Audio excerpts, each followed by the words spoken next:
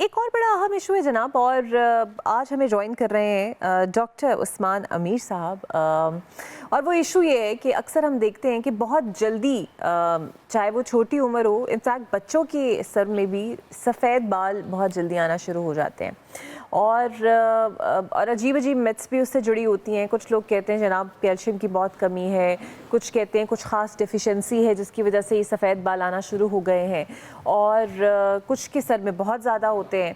वो क्यों होते हैं? और फिर गंजापन बहुत ज़्यादा बच्चों में होना शुरू हो जाता है, और फिर स्पेसिफिकली जब आप टीनेजर्स होते हैं या फिर 15-20 साल की उम्र के बाद भी अक्सर लोगों को ये मसाइल इनका सामना करना पड़ता है। ये क्यों होता है? ये तमाम सवालों के जवाब हम डॉक्टर उस्मान साहब से जानेंगे। Welcome to the show sir, बहुत शुक्रिया आपका। सबसे पहले तो ये बच्चों में जो सफ़ेद बाल आना शुरू हो जाते हैं, ये जेनेटिक में है? बिकॉज मुझे याद है मैं बच्ची थी, मेरे सर में भी एक सफ़ेद बाल था और अक्सर बड़े लोग कहते थे इसको प्लक नहीं करना वरना और निकल आएंगे। और अब मैं देखती हूँ मेरी बेटी के सर में भी वो एक बाल है, क्योंकि मुझे तो इसलिए जेनेटिक लगता है कि मेरे सर में भी होता था। तो ये क्या सिस्टम है, क्यों होता है ये? देखिए, जो वाइट और जो ग्रे हेयर है, ये दो डिफरेंट कैटेगरीज में आ जाता है। ग्रे हेयर वो होता है जो थोड़ा सा ब्रिटल है और शाइन कर रहा है। एक होता है टोटली वाइट हेयर, वो बिल्कुल क्रिस्पी और फ्रिजी सा बन जाता है। अच्छा। अब पॉइंट ये कि बच्चों का आपने जिक्र किया है, तो बच्चों में दो मेन वजूहात हो सकती हैं। वन इज़ जेनेटिक्स और दूसरा न्यूट्रिशनल डेफिशिएंसीज। ये दो मेन रीजंस हैं जिसकी वजह से बच्चों के अंदर ग्रे हेयर या वाइट हेयर आने के चांसेस होते हैं। उसमें हम अपने बच्चों की ख़ास नशनुमा के जो डेफिशिएंसीज हैं उस पर ख़ास फोकस कर सकते हैं। बाकी रही जेनेटिक्स, उस पर हमारा कंट्रोल तो नहीं है, वो आपको मेंटेन करना पड़ता है। दूसरा जो आपने जिक्र किया जी, बाल प्लग करते हैं और दूसरे बाल आ जाते हैं, ऐसा कोई कॉन्सेप्ट नहीं है। वो सिंगल एक रूट होता है, उस पर डिपेंड कर रहा होता है। तो बाल बेसिकली ग्रे होता क्यों है? क्योंकि हमारे जो बाल है उसके अल्लाह ताला ने उसमें कुछ सेल्स दिए हैं, उसने कहा ना मेलानोसाइट्स। तो वो एक पिगमेंट बनाते हैं, उसका नाम है मेलानिन, जो बालों का कलर शो करता है। जिसका बहुत ज़्यादा डार्क कलर होगा वो ब्लैक होगा, जिसमें थोड़ा कम पिगमेंट आएगा वो ब्राउनिश फॉर्म शेड्स में आ जाता है। तो ये चीज़ें थोड़ा अपने पेशेंट्स को, अपने बच्चों को गाइड ज़रूर करें, क्योंकि आजकल आपको पता है स्ट्रेस लेवल बच्चों को भी बहुत ज़्यादा है। बड़ा कहता है मुझे टेंशन है, बच्चा कहता है मुझे भी बहुत टेंशन, डिस्टर्ब ना करे। तो स्ट्रेस एक बहुत बड़ा फैक्टर है आजकल के ज़माने के अंदर, जेन जी के ज़माने के अंदर, तो जेन अल्फ़ा भी कह सकते हैं आप इसको।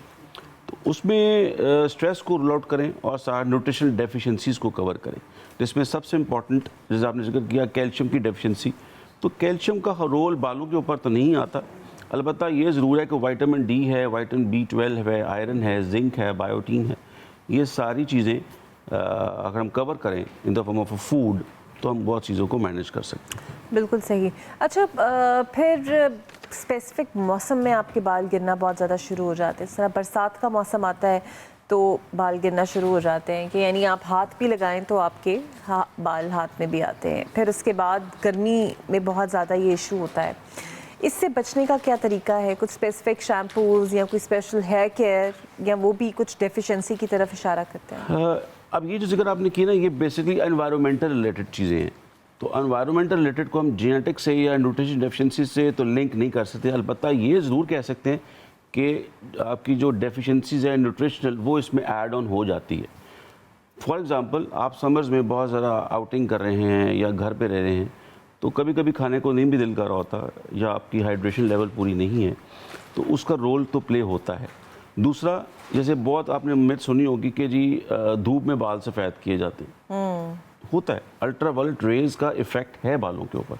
तो जो बहुत ज़्यादा स्पोर्ट्स लोग हैं, स्पोर्ट्स पर्सनस हैं, उनका एक्सपोजर सनलाइट बहुत ज़्यादा है, और फिर वालिदैन उसको यूज़ भी करते हैं, ये बाल हमने धूप में सफ़ेद नहीं किए। एग्जैक्टली तो वो उसको एक्सपीरियंस दे फॉर्म करते हैं कि हमने इतना सारा वर्कआउट किया है, तो उसका मैच कोई नहीं है, एक्सपीरियंस का कोई मैच नहीं है। तो this is one of the important thing, ultraviolet rays effect करती हैं। तो इन्वायरमेंट में अल्ट्रा वायलेट रेज आ जाती हैं, और दूसरा आपकी न्यूट्रिशनल डेफिशिएंसीज आ जाती हैं। जब हम इन सारे को प्रोटेक्शन देते हैं और चीज़ें कवर करते हैं, तो वो चीज़ों को हम हैंडल कर सकते हैं। अच्छा, नंबर एक चीज़ें एतदाल में भी होनी चाहिए ना। फॉर एग्जांपल, सर्दियों में ठंडे पानी, गर्म पानी से आप बाल धोते हैं, वो कहते हैं जी नुकसानदेह है। फिर कहते हैं जी बहुत ठंडे पानी से नहीं धोने चाहिए, एक मिनिमम टेम्परेचर होना चाहिए, खुश्की का एलिमेंट हो जाता है सर्दियों में गर्म पानी से नहाने में। ये सब चीज़ें, ये बात ठीक है जी। देखिए, कोई भी एक्सट्रीम ऑफ वेदर, जैसे लोग बहुत सारे ऐसे एरियाज है जब बहुत ज़्यादा कोल्ड वेदर है, बहुत ज़्यादा हॉट वेदर है, उनके अंदर ये बालों के इफेक्ट्स बहुत ज़्यादा हैं। हमारे अगर आप यूरोप को कंसिडर करें तो बहुत सारा ठंड इलाका है उसके अंदर, और कुछ ऐसे एरियाज भी हैं जिसमें 6-6 महीने सूरज नहीं निकलता, तो वो they always keep their hair very thin, long hair नहीं रखते वो लोग। पानी का बहुत ज़्यादा असर होता है, बहुत रोल है, क्योंकि पानी के अंदर आप देखें मिनरल्स बहुत सारे मौजूद है। हार्ड वाटर है, जैसे सॉफ्ट वाटर है, कुछ लोग कहते हैं मीठा पानी है, कड़वा पानी है, तो वो बड़ा मैटर करता है इन चीज़ों के अंदर। दूसरा, अगर आपकी स्कैल्प डैम्प है, अगर आपने स्कैल्प पसीना बहुत आया हुआ है और उसकी बेसिस के ऊपर रूट्स डैमेज होते हैं, 100% होते हैं। क्यों? आपने उनकी हाइजीन को मेंटेन नहीं किया। जब हाइजीन मेंटेन नहीं करते, स्वेट के अंदर मिनरल्स हैं, उसमें सॉल्ट है, तो सॉल्ट कभी कभी क्या होता है जब वो बेसिस पे स्कैल्प लेयर में बनाता है एक पूरी लेयर, उस लेयर से उसकी डैमेजेस चांसेस ज़्यादा हो जाते हैं। अच्छा सर, आजकल एक और कॉन्सेप्ट और उस पर अवेयरनेस हम सोशल मीडिया पे भी बहुत देखते हैं कि जनाब आप जो शैम्पूज़ यूज़ करें it should be sulphate free, और जाहिर बात है वो अगर सल्फेट फ्री हैं तो वो एक्सपेंसिव भी बहुत होते हैं, और आम शैम्पूज़ कहते हैं बहुत डैमेज होता है, तो ये भी सेल करने के लिए एक तरीका है, या फिर आपको लगता है कि वाकई हर एक को सल्फेट फ्री पे स्विच कर देना चाहिए? कुछ लोग तो अफोर्ड भी नहीं कर सकते। देखिए, commercialisation is one of the basic ingredient जिसमें आप समझते हैं कि चीज़ों को सेल किया जा सकता है। तो कोई भी एक छोटी सी ऐसी चीज़ जिसकी आपको हिट हो सके, वो आपको पता कंपनीज को टारगेट करती है। रही बात कि वो बालों के लिए सेफ़ है या नहीं, तो आई वुड सजेस्ट कि sulphur free is no doubt latest trend है, वो आपके बालों को डैमेज तो ज़रूर करता है। तो अगर आप सल्फर फ्री करते हैं तो अच्छी बात है, आप शैम्पू वाला यूज़ करें, लेकिन लाजमी नहीं है कि कोई बहुत सारा एक्सपेंसिव आपको कोई प्रोडक्ट है वो यूज़ करें। लो प्रोडक्ट में मेडिकेटेड भी यूज़ किए जा सकती हैं, सल्फर फ्री है, सल्फेट, उसके अलावा फ्लोराइड फ्री है, मर्करी फ्री है। ये सारी चीज़ें अगर आप ऐड करके अच्छा देखें तो शैम्पू बहुत अच्छा मार्केट में मिल जाते हैं। लेकिन कुछ लोग पैसों की खातिर, कम पैसे के लिए कोई शैम्पू लेके अपने बालों को डैमेज करके उसके बाद बालों पे ज़्यादा पैसा लगाते हैं। तो बेहतर नहीं है कि वो पैसा लगाने से बेहतर आप अच्छा शैम्पू यूज़ करके हमारे पास ज़रा कम आए।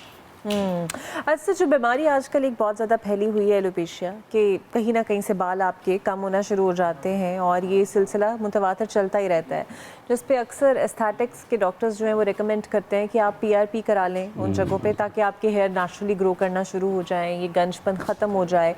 ख़वातीन में अक्सर होता है बढ़ती उम्र के साथ साथ, तो नहीं वैसे, अब तो मुझे लगता है हर एज पे ही हो रहा होता है। इसकी क्या वजूहात हैं? वो भी इन्वायरमेंट से जुड़ी हुई हैं, और अगर ये है तो इलाज इसका है क्या जो वाकई अडॉप्ट करना चाहिए? जो आपने वर्ड यूज़ किया alopecia, alopecia is an umbrella. इस एलोपेशिया के अंदर बहुत 2-3 चीज़ें ऐड कर सकते हैं। एक होता है एंड्रोजेनेटिक एलोपेशिया, एक होता है एलोपेशिया एरियाटा। बिल्कुल सही। एंड्रोजेनिक वो है कि आपके हार्मोन्स की वजह से आपके जो पेशेंट है उनके हेयर फॉल हुआ। बिल्कुल। और एक है एरियाटा, जिसके अंदर कोई जेनेटिक स्ट्रेस लेवल ऐसा था या कोई पॉजिटिव फैक्टर ऐसा था कि स्पेसिफिक जगहों पे बाल जो से बाल झड़ हो गया, तो उसका इलाज फ़र्क है, और एंड्रोजेनिक एलोपेशिया का इलाज फ़र्क है। तो उसको हम ऐड कर सकते हैं बॉल्डनेस के अंदर और हेयर फॉल के अंदर। ठीक है। लेकिन अगर एलोपेशिया एरेटा में आता है तो हमें वो उसका पॉजिटिव फैक्टर फाइंड करना चाहिए कि वो छोटे छोटे पैचेस क्यों आ रहे हैं, क्या उसने कोई विजिट किया है, या उसने कैसे दवाइयाँ खाई हैं, या उसको स्ट्रेस लेवल कैसा है, और उसका वो टाइप ए पर्सनैलिटी तो नहीं आती।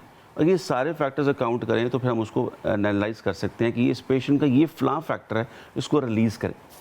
नंबर एक चीज़। दूसरा, अब उसका इलाज क्या है? उसका इलाज हम स्पेसिफिक उस एरिया के अंदर पीआरपी के साथ हम स्टीरॉयड ऐड कर सकते हैं, और वो फिर बाल तो सर ये डायग्नोसिस जो है ये सिर्फ एनालिसिस के बेस पे होता है, या कोई स्पेसिफिक टेस्ट मौजूद हो जो इसको रिकॉग्नाइज? क्लिनिकल डायग्नोसिस है, क्लिनिकल डायग्नोसिस है। हम उसको एरियाटा को हम बायोप्सी भी कंफर्म कर सकते हैं कि ये डिजीज़ स्प्रेड कर रही है या नहीं कर रही है, रुक गई है। लेकिन जो एंड्रोजेनेटिक एलोपेशिया है, दिस इज़ प्योर डायग्नोस्टिक। आप देखें हर बंदा भी कैसा, यार मेरे बाल गिरे, मेरे टेम्पल्स रिसीड हो गए हैं, मेरे पीछे क्राउन है वो एक्सपोज हो गया। हाँ, अब पॉइंट इज कि who is the candidate for the PRP, growth factors, exosomes, and who is the candidate for the surgical insult. तो हमें सर्जिकल को रूल आउट करने के लिए बड़ा इंपॉर्टेंट है कि हम पेशेंट को पहले उस लाइन पे ले आएँ कि वो अपनी सर्जिकल हेयर ट्रांसप्लांट की तरफ ना जाए। Being as a plastic surgeon, हम तो कहते हैं हमारे पास आए, हम सर्जरी करते हैं फॉर द हेयर ट्रांसप्लांट, लेकिन the point is how can we make this people not to go for the hair transplant? वो क्या ऑब्वियसली एक सर्जरी है, एक लॉन्ग प्रोसेस से गुजरना है। अरे सर, एक और प्रॉब्लम ख़वातीन में बहुत ज़्यादा होती है कि आपके बाल एक जगह से थिन होना शुरू हो जाते हैं।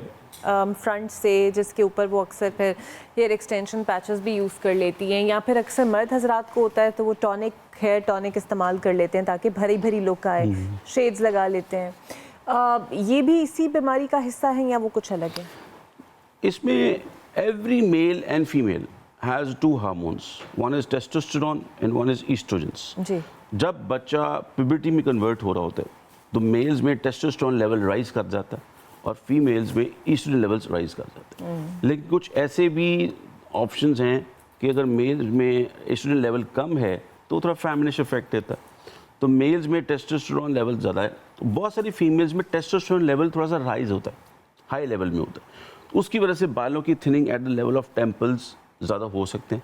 This can be hormonal changes as well, plus आपकी एनवायरमेंटल चेंजेस, आपने डाइज कुछ ऐसे यूज़ कर लिए, स्ट्रेटनिंग ज़्यादा यूज़ की है, और उसके अलावा कुछ बहुत सारी चीज़ें आ गई हैं ट्यूटोरियल्स, हेयर ट्यूटोरियल्स में आप लोग फीमेल्स करती हैं, तो वो वन ऑफ द रीज़न हो सकती है। और सबसे बड़ी बात एड ऑन्स, आपका स्ट्रेस लेवल है, आपने अगर आप फॉर एग्जांपल आप हैं, अगर आप 12 घंटे की ड्यूटी कर रही हैं तो आपके पास इतना टाइम नहीं है कि आप अपनी बाकी जाके जो डेफिशिएंसीज हैं उसको पूरा कर सकें, तो आपको ड्यूरिंग टाइम पीरियड ही उसको मैनेज करना पड़ेगा। तो this is one of the reason. उसके लिए best option is go for the PRP और द लेटेस्ट ट्रेंड जो आया हुआ एक्सोसोम्स का आप यूज़ कर सकते हैं।